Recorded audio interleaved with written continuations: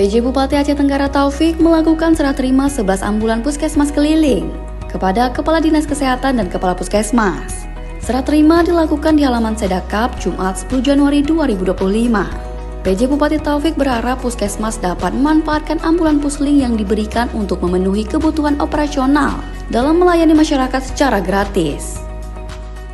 Jadi sama-sama semua kepala puskesmas berkewajiban menjaga, merawat, dan mempergunakan untuk kepentingan operasional dinas dalam pemberian fasilitas kesehatan yang memudahkan masyarakat.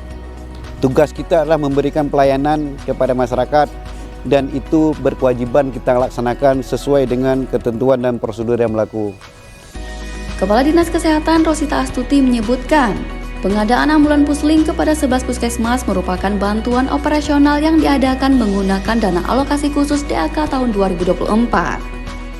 Jadi ada 11 puskesmas yang mendapat mobil pusling, antara lain Puskesmas Mamas, Lak-Lak, Natam, Kutambaru, Sukamakmur, Puskesmas Kota, Lawe Perbunga, Uning Segugur, Ngkran, Tano Alas, dan Lawe Segala-gala.